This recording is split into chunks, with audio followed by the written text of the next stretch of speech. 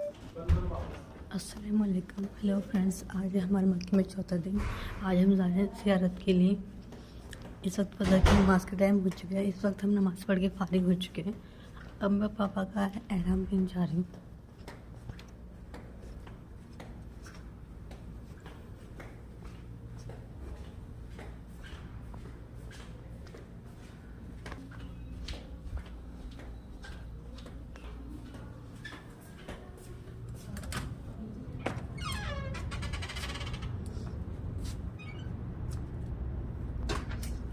इधर ये एहराम सूख रहा है। टावर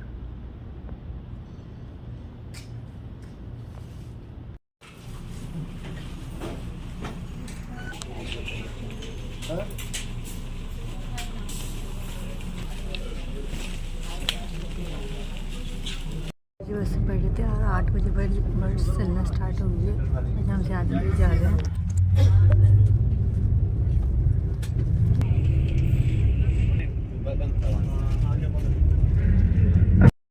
अल्लाह ला हौला वला कुव्वता इल्ला बिल्लाहिल अलीय्यिल अज़ीम। अल्लाहुम्मा सल्लि अला सय्यिदिना व मौलाना मुहम्मदिन व अला आलि सय्यिदिना व मौलाना मुहम्मदिन मुबारक व सल्लिम। एक मरतबा दरूद पाक पढ़ लीजिए।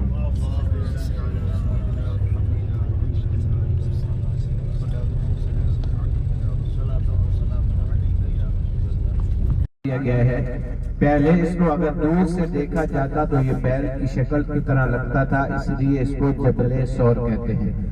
बाज़ मुअर्रिखीन ने लिखा है कि इस पहाड़ के ऊपर एक बंदे का घर था जिसका नाम सौर था, इसलिए इसको जबले सौर कहते हैं। और गारे सौर इसलिए कहते हैं, इस पहाड़ के ऊपर एक गार है जिसके 2 सुराख हैं, जहाँ पर आका अलैहिस्सलातु वस्सलाम जब अल्लाह के हुक्म से मक्का को छोड़कर मदीना मुनव्वरा की तरफ जब हिजरत फरमा रहे थे, सबसे पहले इसी जबल सौर के पहाड़ के ऊपर उस गार के अंदर अपने साथी हजरत अबू बकर सिद्दीक रज़ियल्लाहु ताला अन्हु के साथ 3 दिन 3 रातें या 2 दिन और 3 रातें अल्लाह के नबी ने यहाँ पे क़याम फरमाया था। मेरे भाई, अल्लाह ने खुद कुरान मुक़द्दस के 27 सिपारा है, सूरत नज्म है, उसके अंदर फरमाया अल्लाह का जो नबी होता है वो अपनी मर्जी से न चलता है न अपनी मर्जी से बोलता है। एक दिन अल्लाह के नबी सल्लल्लाहु अलैहि वसल्लम अपने घर के अंदर आराम फरमा रहे थे। रात का वक्त था कि हजरत जिब्राइल अलैहिस्सलातु वस्सलाम अल्लाह का पैगाम लेकर आए, अल्लाह का मैसेज लेकर आए कि ए अल्लाह के नबी, आप 53 वर्ष जिंदगी मक्का में गुजार चुके, आप 53 वर्ष मक्का में गुजार चुके, अब कुफारे मक्का के इरादे को सही नजर नहीं आ रहे, आप मक्का को छोड़ दीजिए और मदीना मुनव्वरा की तरफ हिजरत फरमाइए। तो मेरे भाई, अल्लाह के नबी अपने बिस्तर मुबारक से उठते हैं और हजरत अली रज़ियल्लाहु ताला अन्हु को बुलाते हैं। कुफारे मक्का के कुछ अमानतें जो अल्लाह के नबी के पास थी हजरत अली के सुपुर्द फरमाई और फरमाया कि ए अली, कल सुबह को हमने कुफारे मक्का की ये अमानतें लुटाकर मदीने चले आना। तो मेरे भाई, जब अल्लाह के नबी अपने घर से रवाना होने लगते हैं तो कुफारे मक्का ने आपके घर को चारों अतराफ से घेरा हुआ था। अल्लाह ने हज़रत जिब्रील को भेजा। कुरान मुक़द्दस का सिपारा नंबर 22 और 23 है, सूरत का नाम सूरत यासीन है और उसकी ये आयत लेकर आए, वजअलना मिन बैनि अयदीहिम सद्दन व मिन खल्फिहिम सद्दन फअग़शयनाहुम फहुम ला युबसिरून।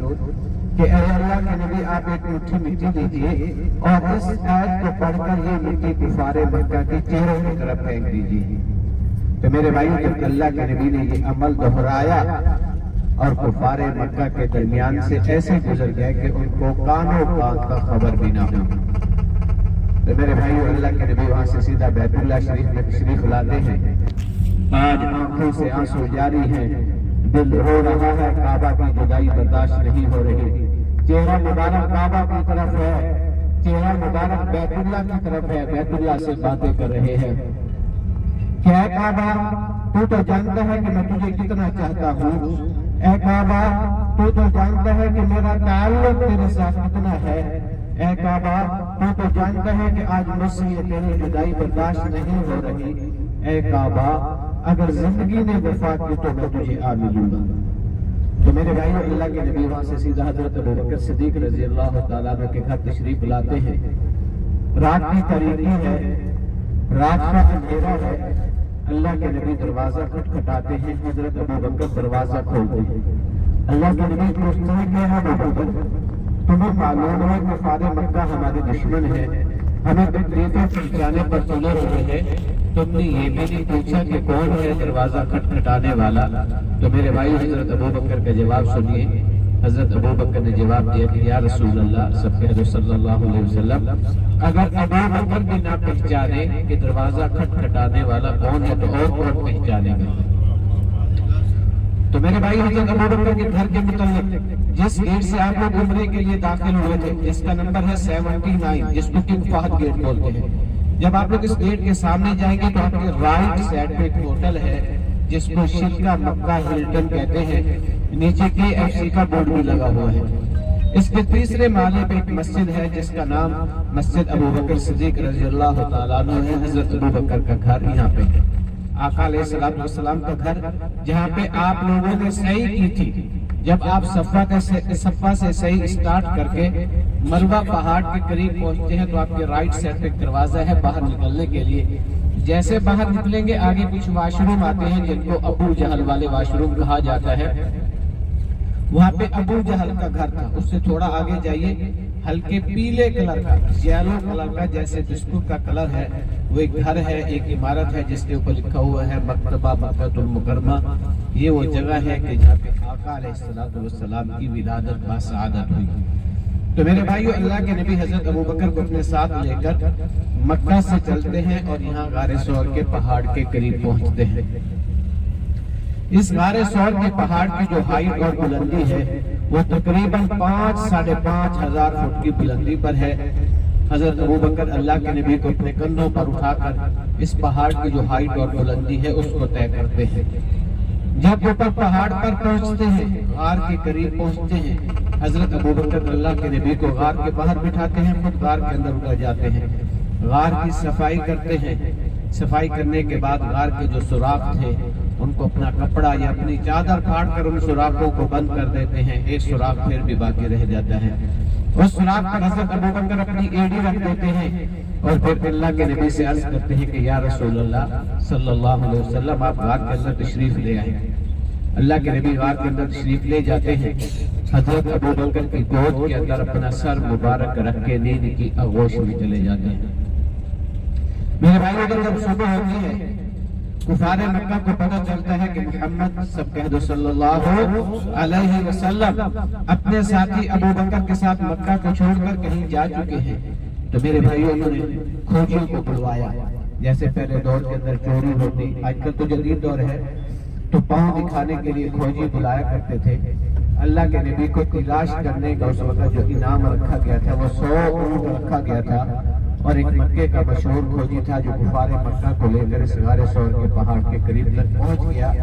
تو اس موقع پر اللہ نے اپنے حبیب صلی اللہ علیہ وسلم کی جو حفاظت کا کام ہے، ایک چھوٹی سی مخلوق صرف دنیا کے لوگوں کو دکھانے کے لیے، ورنہ اللہ کی ذات تو وہ ذات ہے جو کن کہتی ہے سب کچھ ہو جاتا ہے، صرف دنیا والوں کو دکھانا تھا کہ اے دنیا والوں، اگر تم میرے مقابلے میں آؤ گے تو تمہارے مقابلے کے لیے مجھے کسی بڑی چیز کی ضرورت نہیں ہے۔